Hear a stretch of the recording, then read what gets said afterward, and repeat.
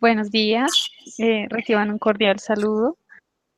El día de hoy vamos a realizar nuestro encuentro de profundización con el doctor Silvio Márquez, doctor en Ciencias del Ambiente y Sustentabilidad de la Amazonía, un tema muy importante que es el cambio climático y en especial el calentamiento global y sus consecuencias.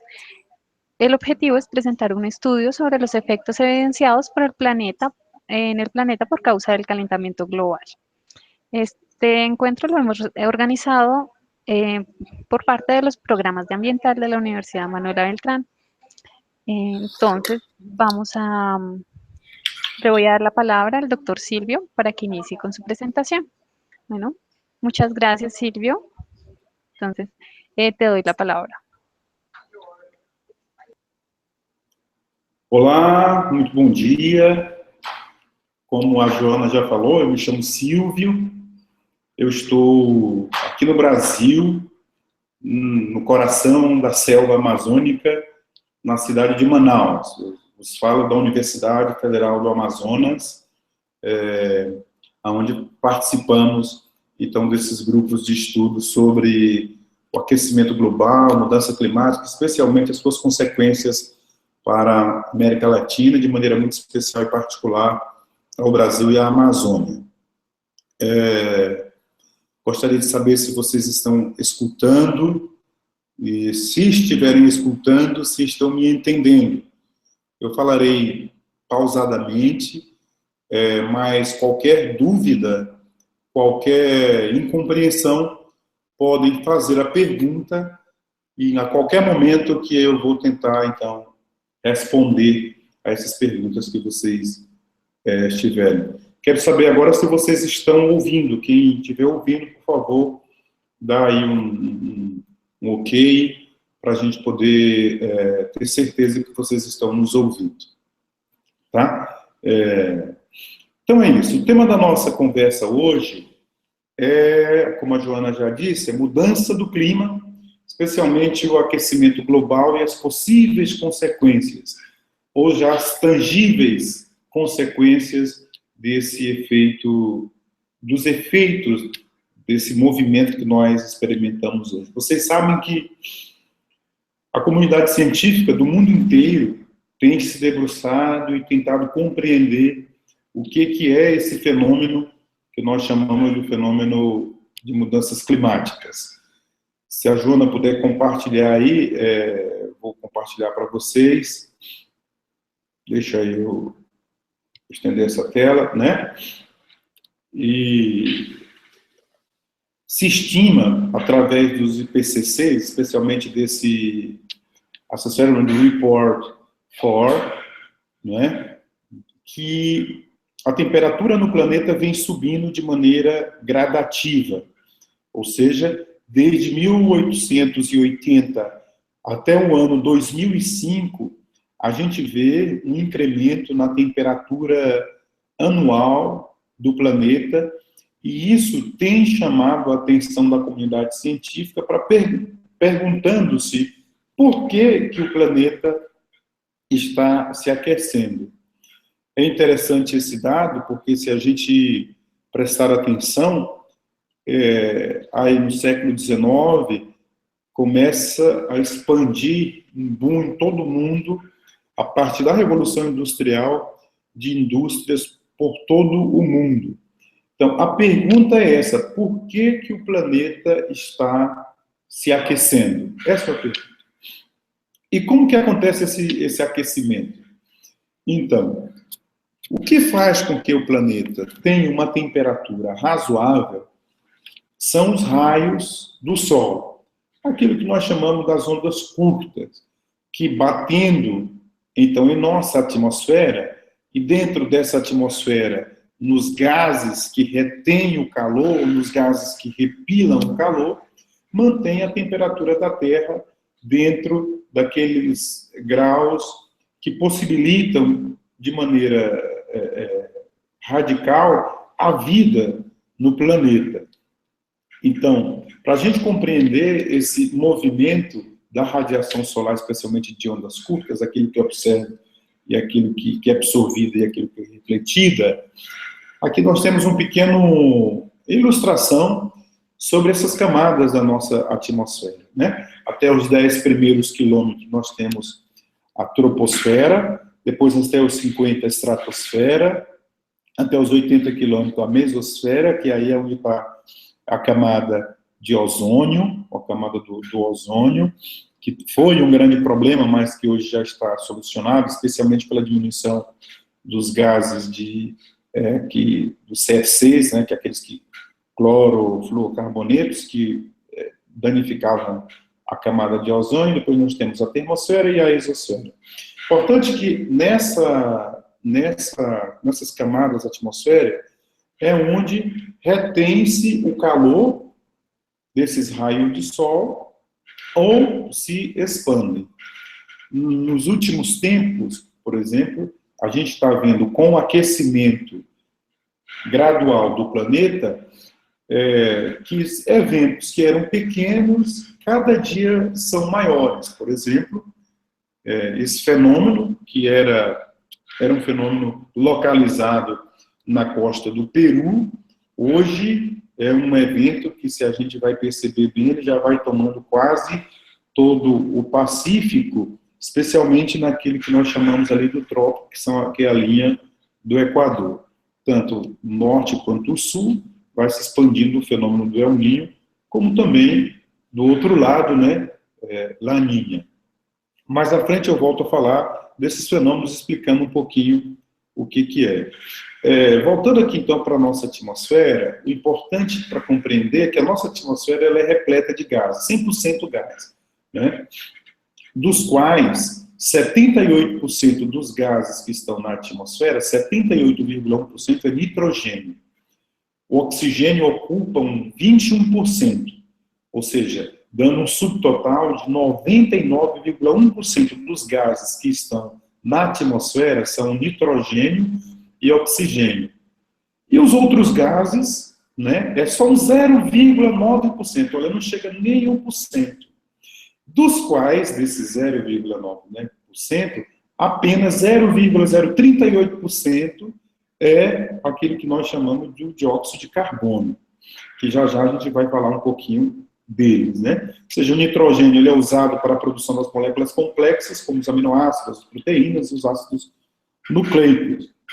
Enquanto o oxigênio participa no ciclo energético de todos os seres vivos, ou seja, é essencial na respiração celular dos organismos aerobióticos que nós temos em toda parte do planeta Terra. Interessante disso é o seguinte: tanto o nitrogênio quanto o oxigênio, que ocupam 99,1% dos gases na atmosfera, eles são considerados gases que refletem a radiação emitida pelo Sol. Ou seja, esses gases eles têm um efeito tipo um espelho. A radiação do Sol vem, bate neles e é refletida, ou seja, volta para o espaço. Enquanto que esses outros 0,9% são os gases de efeito estufa, ou seja, são aqueles gases que são transparentes, que deixam passar a radiação dessas ondas curtas e absorvem a radiação das ondas longas. Ou seja, esses gases, eles têm, entre outras coisas, essa característica de absorver o calor emitido pelo Sol e manter as condições, digamos assim, vitais no planeta Terra. Os principais gases de efeito estufa são esses: o dióxido de carbono, o metano, não é? E esse óxido nitroso. E outros gases de vapor de água também, que são chamados aqueles gases F gases. Os F gases, né? Então, prestem atenção. Sem os gases de efeito estufa, que esses gases de efeito estufa na atmosfera correspondem a mais ou menos deixam a temperatura da Terra em mais ou menos 33%, 33 graus. Se não tivesse, sem eles, os seres humanos todos estaríamos perdidos. Por quê? Porque a temperatura média da Terra seria 18 graus negativos. E aqui na Amazônia, onde eu estou, a temperatura média seria 7 graus negativos.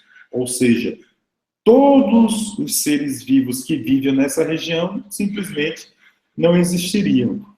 Então, os gases de efeito estufa, eles são importantes, supremamente importantes. Não estão vendo minha apresentação? Eles são importantes. Aqui, deixa eu fazer isso aqui para ver se vem. E agora, conseguem ver? Eles são fundamentalmente importantes para a vida no planeta. Os gases de efeito estufa são eminentemente importantes para a vida no planeta. Sem esses gases, que são uma minoria, como aqui vocês podem ver, deixa eu aumentar isso aqui, esses gases que são uma minoria, ou seja, menos de 1% dos gases que estão na atmosfera, nós não teríamos absorção do calor. A Terra não teria aquecimento. Sem aquecimento, a vida, da maneira que nós a conhecemos, seria impossível. Nesse sentido, é importante compreender dois dados importantes, aquilo que nós chamamos de clima e aquilo que nós chamamos de tempo. Então, quando nós falamos de mudança climática, nós estamos dizendo que o clima é definido como um tempo médio, ou seja, de mais ou menos 3 décadas, de mais ou menos 30 anos, né? E quando nós vemos as escalas temporais, são essas escalas, em torno de 30 anos, aquilo que se define por clima. E tempo é o estado físico das condições da atmosfera em um determinado momento e local. Por exemplo, como está o tempo hoje em Bogotá, na capital colombiana? Deve estar frio, né? Porque Bogotá sempre está frio. Tem sempre um clima e um tempo frio. Bogotá. Mas o importante é o seguinte, a gente volta àquele ponto. Segundo o IPCC, nesse relatório, né, de assessoramento número 4, a Terra vem tendo um incremento, ou seja, desse aquecimento a cada ano. Todos os anos, desde o ano 1880, ou seja, do auge da Revolução Industrial, até hoje, a Terra vem se superaquecendo. Ou seja, este número, né, no momento passou a ser de 0,85%, mais ou menos 0,2 graus. Isso é muito complicado porque se a gente vai olhar, por exemplo, esse protocolo de Paris, ou o Acordo de Paris, ele vai dizer que a gente tem que tentar manter a temperatura da Terra ou não deixar que esse aquecimento global chegue a mais de 2%. Porque esse aquecimento a mais de 2% complicaria de maneira significativa as condições de vida sobre a Terra. Mas a pergunta é, o que está fazendo com que o planeta tenha um crescimento desse calor, desse calientamento gradualmente? Essa é a pergunta que não quer se calar. Porque, de fato, né, houve uma mudança climática. Isso não se contesta. A mudança climática, ela é comprovada. Não é? Agora, a pergunta que se faz é quais são as razões para o aquecimento da Terra? Quais são as razões? Daí é que surgem aquele que eles vão chamar dos 10 problemas ambientais mais radicais que nós enfrentamos hoje. As razões, basicamente, são essas. A primeira delas, assim, muito importante, é a dinâmica da população mundial a partir desde aquilo que a gente pode pensada naquilo que a gente pode estimar. Se vocês puderem observar aí nessa pantalha, em 1800 nós chegamos ao primeiro milhão sobre a face da Terra. Imaginem, se no nascimento de Cristo se estimavam que tinham 300 mil pessoas sobre a face da Terra, em 1800 anos foi que demorou para chegar a 1 milhão. 1800 anos demorou para chegar em 1 milhão. Porém, em 200 anos, nós conseguimos chegar ao 7º bilhão de pessoas sobre a face da Terra. Né? Deixa eu ver aqui, que estão me chamando por aqui. Opa! Se perdeu, tem que compartilhar. Então, isso é importante. Uma das... Cadê? Aqui. Iniciar. Pronto. Então, nós temos um crescimento populacional que é extremamente exponencial. E as pessoas demandam, a partir do modelo econômico que nós vivemos hoje, não é? Demandam absolutamente matéria-prima, demandam energia, demandam serviço, e toda, digamos assim, essa maneira esse arranjo existencial da civilização em cima da Terra, ela sobrecarrega as condições de possibilidade que o próprio planeta tem de manter todos os seres vivos da maneira que nós nos estruturamos como comunidade viva sobre a face da Terra. Esse aí foi aquilo que a ONU, né, o bebê filipino, que foi eleito simbolicamente pela ONU, o habitante de número 7 bilhões sobre a face da Terra, né, sobre a face da Terra. O importante é que um dos fatores que a comunidade científica diz que é fundamental para o aquecimento global é a concentração de CO2 na atmosfera, ou seja, é a concentração de dióxido de carbono cada vez mais na atmosfera. Mas não só o dióxido de carbono, porque se vocês conseguem ver aqui nessa figura, aqui você tem, né, o dióxido de carbono, a gente vai ter o metano, tem o óxido nitroso, e a gente tem em cima, que são os mais perigosos, que são chamados F-gases, que são os que são esses gases que eles são centenas de vezes de efeito estufa do que, por exemplo, o dióxido de carbono. São centenas de vezes, ou seja, tanto o hidrofluorocarbonetos, o perfluorocarbonetos, o hexafluoreto de enxofre, eles absorvem, eles têm uma capacidade de absorção de calor radicalmente maior, centenas de vezes maior do que os gases do dióxido de carbono, por exemplo. O metano é 21 vezes mais, digamos assim, de efeito invernadeiro do que o dióxido de carbono. Então, a cada ano que passa, esses gases recebem um incremento radical, né, na atmosfera. Fruto de quê? Fruto disso aqui, ó. Fruto de quê? A contribuição de cada setor ao total das emissões de gases, utilizando diferentes métricas. Ou seja, a produção de eletricidade e de calor emite esses gases de efeito estufa em 23%. A indústria, 21%. O transporte, 14%. A agricultura, 14%. Silvicultura, 11%.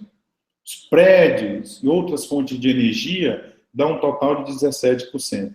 Então, as fontes disso, esse PCC de 2014. Né? Essas são as emissões, são essas atividades que fazem com que a emissão dos gases de efeito estufa seja muito maior do que a possibilidade de sequestro desses gases, especialmente pelas florestas. né? Ou a dispersão dele, já que o metano, por exemplo, não tem mais do que 30 minutos de sobrevivência na atmosfera. Então, nesse sentido, até 2004, a gente percebe, por esses dados desse relatório aí, do relatório 4, que dos 100% de um total, né, dos gases emitidos para a atmosfera, esses F-gases correspondem a 1,1%. No entanto, eles são centenas de vezes mais poluidores do que, por exemplo, o dióxido de carbono, né? O metano, por exemplo, aqui já ocupa 14% dessas emissões. E o curioso, gente, isso que é muito importante, né? Em 2013, quais eram os principais emissores desses gases de efeito estufa, né? Se vocês forem ver aqui,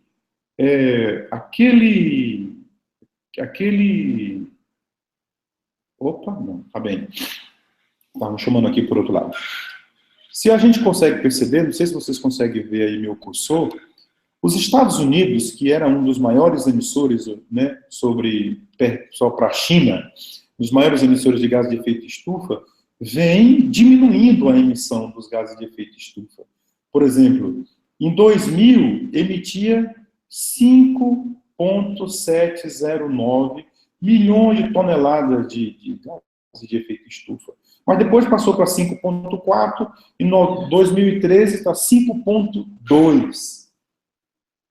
A Alemanha, a mesma coisa, era 800, 700. Tem umas melhoras significativas. O Canadá baixou, todos esses países, chamados países de primeiro mundo, vêm baixando. Enquanto que os famosos BRICS, né, que são países em via de desenvolvimento, estão aumentando as suas emissões. É interessante que os países considerados também países ricos diminuem suas emissões, enquanto que os países pobres aumentam as suas emissões. Aqui há uma controvérsia. Por que os países pobres incrementam as suas emissões? O dado concreto é que muitas das empresas, especialmente das indústrias muito poluentes do primeiro mundo, estão sendo instaladas em países subdesenvolvidos ou em via de desenvolvimento. Ou seja, uma indústria que poluía muito nos Estados Unidos deixa de ser produzir nos Estados Unidos, vai produzir em países do leste asiático, vai produzir na África, vem produzir na América Latina, e essa conta não cai na conta dos Estados Unidos, por exemplo. Por isso que, numericamente, em números absolutos, diminui a emissão de gases nos Estados Unidos e cresce nos outros. Mas de quem é a empresa? Então, a nova conta quer colocar também que o país de onde é a origem dos emissores seja contabilizado também na sua conta digamos, esses números da emissão. Né? Esses números da emissão. Então, possíveis consequências da mudança climática constatada no período desses anos de 1880 até 2004. Né? Vou passar isso aqui. Aí, gente, é aquilo que a gente já viu, né? São esses grandes desastres que a gente já viu. Por exemplo, em Bagdá, fazia 100 anos que não nevava. E tem 3 anos caiu uma nevasca em Bagdá, que jamais foi esperada. Isso se atribui diretamente ao câmbio climático através da mudança climática. Aqui no Brasil, nós temos sofrido especialmente pelo efeito do El Niño e La Niña, porque, como vocês sabem, o aquecimento global está fazendo com que o El Niño seja mais forte, ou seja, o período de aquecimento das águas superficiais do período do Pacífico seja mais forte, como também, como é o período de La Niña, as águas superficiais do Pacífico sejam mais frias. Isso, para nós aqui, é extremamente desastroso, porque na época da La Niña nós temos muita chuva e há desastres ambientais e realmente mortes por todos os lugares aqui no Brasil. Essa é uma região que é no noroeste do Brasil, que nunca chove, e as chuvas, né, de 2009 causaram mortes e prejuízos assim que até hoje não foram calculados, né? Quase 1 milhão de pessoas foi atingida por umas enchentes de pequenos córregos de uma região que não é uma região chuvosa, né? Já o sul do país, que é uma região que chove bem, sofre estiagem, ou seja, sequia, secas radicais e eu me lembro nos estudos que nós fizemos também na Colômbia, essa região de La Guajira, foi uma região que sofreu, acho que por volta do 2012, 2013, uma seca radical, uma falta de água, na qual muitos dos produtores rurais, os produtores sofreram com esse movimento ali daquela grande seca que aconteceu naquela região, que inclusive é uma região rica e fértil em água. Aqui, por exemplo, no Amazonas, na Amazônia, nós temos dado de frente com um fenômeno que é a questão das secas na Amazônia. Nós estamos vivendo períodos de estiagem muito grande e que os estados na Amazônia, brasileiro, né, já tem que ter brigadas contra incêndio, porque como a seca é muito grande, ocasiona esses incêndios e de fato, nos afeta muito. Então, para nós, nessa região do mapa mundi, os dois movimentos que mais nos têm afetado sem sombra de dúvida, então, como eu já disse, o El Niño e Laninha. O El Niño é esse fenômeno do aquecimento das águas superficiais do Pacífico, e Laninha, o contrário, é o esfriamento. Quando é um ano de El Niño, aqui em nossa região, né, não chove. E quando é um ano de Laninha, nós temos aí realmente muita chuva. Então, eu queria trazer esse dado aqui, quem conhece Manaus, ou quem um dia possa vir por aqui, vai ver que nós temos um rio que nos corta aqui a cidade, e a cada ano, a enchente, a crescente do rio é mais intensificada. Se vocês forem ver, nós, a cada ano, vamos nos aproximando daquele que foram chamados de enchentes extremas. E esse ano, por exemplo, estima-se que a crescente do rio será de 31 metros. Imagina um rio subindo 31 metros. Esses são os dados dessa dinâmica da cota máxima e mínima do Rio Negro, que é medida desde 1903. Né? Sobe e desce, cada vez é mais, a gente percebe nesses parâmetros, que cada vez mais os picos de enchente e de seca são radicais. E isso, sem sombra de dúvida, são os efeitos, né, desses dois movimentos, tanto do El Niño como o Laninha.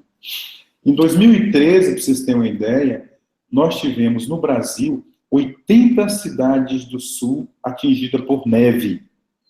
Então, vocês imaginam no Brasil caindo neve, especialmente no sul, que é a região mais produtora de alimentos do Brasil. Realmente, os danos foram catastróficos, porque só no estado de Santa Catarina, que é um estado um pouquinho mais alto, foram 67 cidades com nevasca. No Paraná, foram 14, e no Rio Grande do Sul, que é mais próximo da Argentina, 6 cidades sofreram essas nevascas. Isso, e é interessantíssimo que isso foi no ano, 2 anos depois, no ano de Laninha, olha aí como era que estava. Isso, a NASA, né, catalogou que uma chuva que caiu aqui foi a segunda chuva maior do mundo, perdendo apenas para as monções que caem na Índia. No Brasil tem se intensificado o número de queimadas por todo o país, especialmente no centro-oeste do país. Outro fenômeno importante é que aqui no Brasil não havia, são os tornados. Ou seja, em 2014 foi registrado o primeiro tornado no Brasil que aconteceu em Brasília, né? Existe um site, para terminar aqui nossa conversa, existe um site que é o site NOAA, que a gente pode acompanhar todo o movimento do El Niño sobre a face da Terra. Se vocês virem aí, vocês podem acompanhar o superaquecimento, né, da água do Pacífico, começa ali na costa do Peru e vai crescendo. Isso é entre 2015 e 2016. E esse é La Niña. Né? Os céticos, né, não acreditam que o aquecimento global ele seja provocado pela atividade humana, mas todos os estudos comprovam que a atividade, né, humana sobre a face da Terra, especialmente a agricultura, a indústria, o transporte, são os verdadeiros causantes, né, da emissão desses gases de efeito estufa, e são esses gases que têm, de uma maneira ou de outra, superaquecido o planeta. Tem superaquecido o planeta. Os céticos dizem que não, que é uma radiação mesmo solar, e inclusive tem alguns estudos que provam que, segundo eles, que o planeta, ao invés de aquecer, ele vai esfriar. Evidentemente que pouca gente compartilha disso, né? Pouca gente compartilha disso. Porém, de fato, cada ano que passa, o planeta se aquece, e a prova disso são esses gases de efeito estufa, que a quantidade que nós emitimos é muito maior do que se pode absorver, especialmente pelas florestas. A gente que está, então, na Amazônia, sabe muito bem que é muito mais, digamos, nós temos uma missão de manter essa floresta de pé, para que possamos mitigar, especialmente, os problemas do aquecimento global. Os especialistas dizem o seguinte, para ser bem otimista, que vai ser, esse problema do aquecimento global vai ser solucionado. Vai ser solucionado. O grande problema da face da Terra daqui a 30 anos será a falta de empregos, porque o problema do aquecimento global será solucionado. Eu também acredito nisso. O último protocolo, desde o protocolo de Kyoto, mas passando pelo Acordo de Paris, esse acordo que acaba de fazer agora, os grandes cientistas estimam que esses problemas serão solucionados, mas nós temos que lutar contra sempre, porque as populações mais atingidas pelas consequências do aquecimento global são as populações mais pobres, as quais, infelizmente, ainda estão em nossos países. Muito obrigado, é isso. Quem tiver alguma pergunta, a gente está aqui para poder responder, para ter um papo, dialogar sobre essas coisas. Muito obrigado.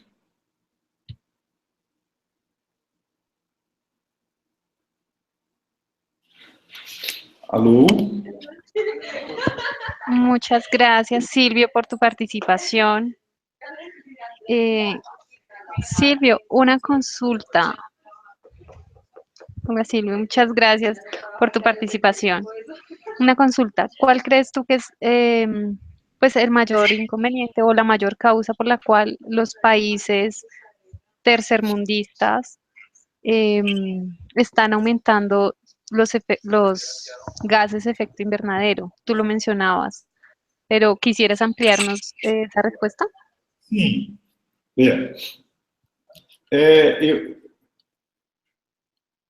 Essa é uma discussão política, né? Existem países que nós cremos que têm direito de aumentar as suas emissões. Por quê? Porque a sua pegada ambiental ainda é menor do que aquilo que a Terra é capaz de suportar. Explico. Se o mundo tivesse a mesma pegada ambiental, né, o ED ambiental dos Estados Unidos, a gente precisaria de 3 mundos para sobreviver. Mas, se o mundo tivesse a pegada ambiental colombiana, o país, aliás, o mundo, suportaria ainda 4 vezes a população que nós temos hoje. Qual é o problema? O problema é que os países ricos emitem demais, muito, muito, muito, enquanto que os países pobres emitem pouco. Então, os países pobres têm direito de crescer, e os países pobres têm a obrigação de diminuir para chegar a um equilíbrio.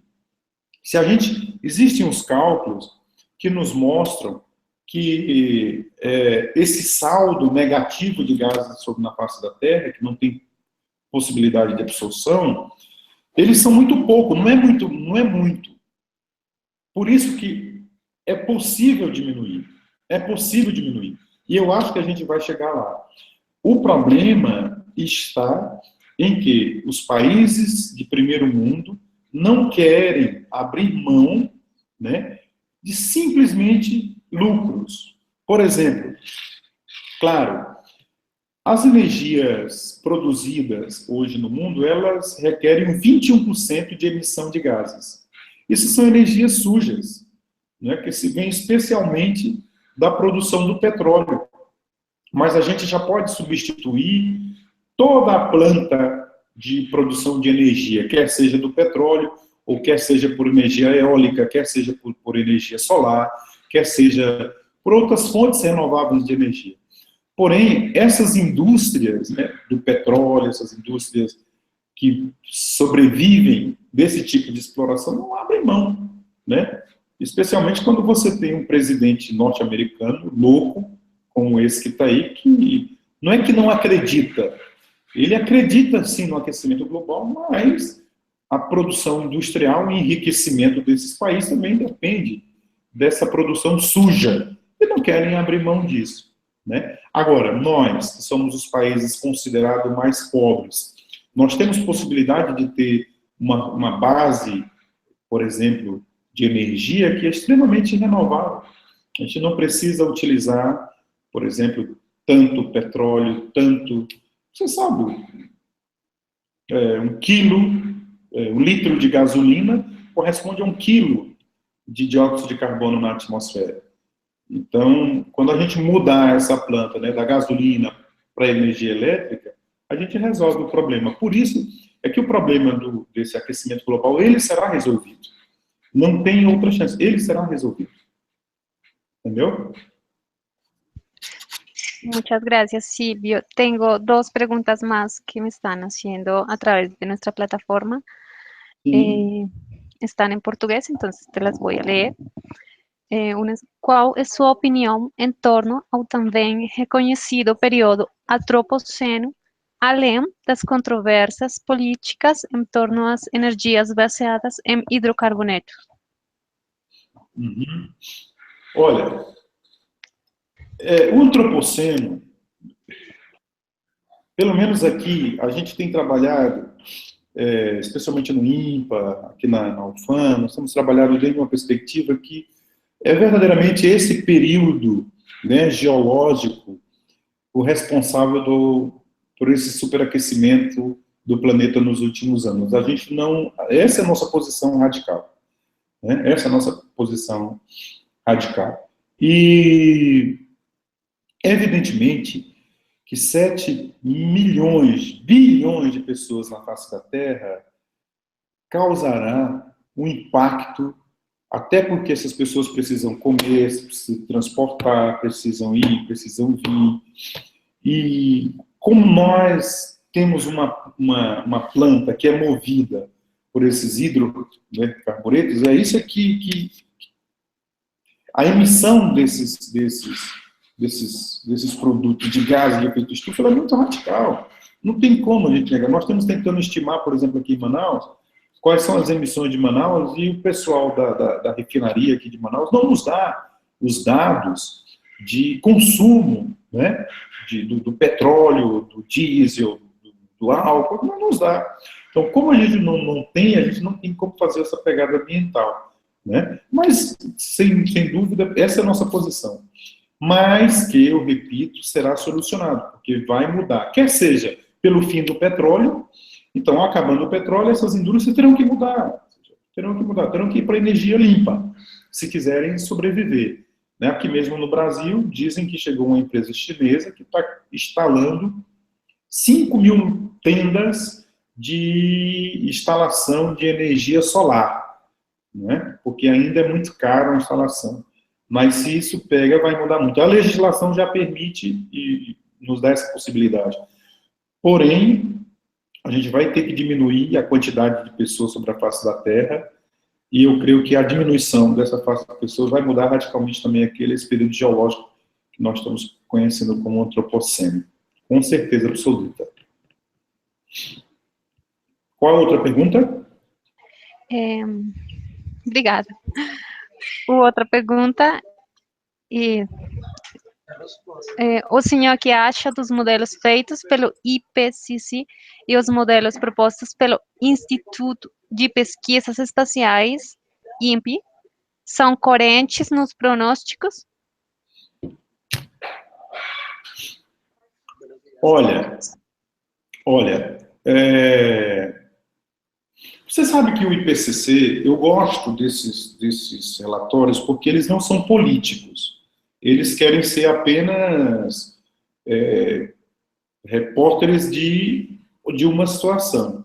O fato é que, evidentemente, eu tenho um amigo, um alemão que estuda conosco, que ele diz o seguinte: como é que você consegue medir, por exemplo, a camada de ozônio? Quem foi lá medir, né? Agora, são estudos sérios, eu acho que são estudos sérios. Aqui mesmo nós temos o professor Miro Iguchi, do INPA, que participa desses relatórios. Ele é um dos cientistas brasileiros que participa na elaboração desses relatórios do IPCC. E são homens muito dedicados, e não só dedicados, mas são cientistas verdadeiramente renomados, né?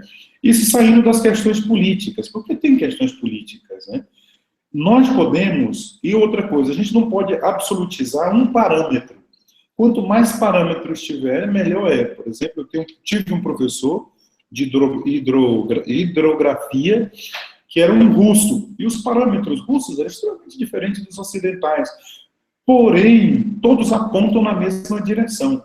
Ou seja, os dados absolutos podem ser diferentes, mas o rumo que eles apontam são os mesmos. E isso é aquilo que é preocupante. Ponto. Obrigada. Temos uma última pergunta, doutor. Qual tem sido o efeito do aquecimento global na biodiversidade das bactérias nos solos do trópico? Eu não tenho esses dados tão específico com relação às bactérias. Só sei que, pelos estudos que nós temos feito, dizem que um incremento, por exemplo, de 4 graus, né, na atmosfera na Amazônia, em média na Amazônia, nós teremos uma diminuição da biodiversidade em 74% das espécies. Ou seja, um incremento de 4 graus diminuirá em 74% das espécies amazônicas. Então, esses ecossistemas são muito sensíveis ao aquecimento, até porque a floresta, ela mantém, né, uma certa temperatura que nos possibilita a vida desses elementos bióticos que aí estão, desses seres. Então, o mínimo incremento resulta em uma drástica, né, redução dos seres, e aí não é só bactéria, todo mundo vai penar. Inclusive, tem uns estudos sobre as próprias populações tradicionais que vivem isoladas na floresta. O que é que acontece, especialmente com relação à alimentação desses seres humanos que vivem na floresta? Um incremento de 4% diminui a produção, por exemplo, de frutas silvestres e necessariamente se alimentam disso. Então, há um impacto radical, mas eu termino dizendo, o aquecimento global, ele será solucionado, né? E vocês vão ver que é igual a camada de ozônio. Hoje já não se fala mais do problema da camada de ozônio. Será solucionado, sem sombra de dúvidas, né? E eu já vou me despedindo por aqui. Muito obrigado pela nossa conversa. Sempre bom estar aqui dialogando com vocês. Foi um grande prazer e sempre que quiserem estamos à disposição para a gente entrar nessa discussão, que é importante que cada um de nós tem algo a dar, tem alguma gotinha de água a oferecer. Muito obrigado, uma boa tarde, um bom almoço para todos vocês na Colômbia e de onde nos ouvem e nos veem.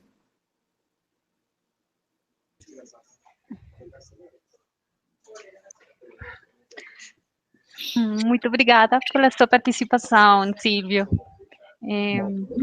Agradecemos a todas las personas que asistieron a nuestro encuentro de profundización. Esperamos que este tema haya sido de su agrado. Le agradecemos al doctor Silvio Márquez por su investigación y por compartirla con nosotros en este encuentro. Y pues antes quisiera invitarlos también a nuestro próximo encuentro de profundización, que será sobre el tema de edafología en sistemas agropecuarios.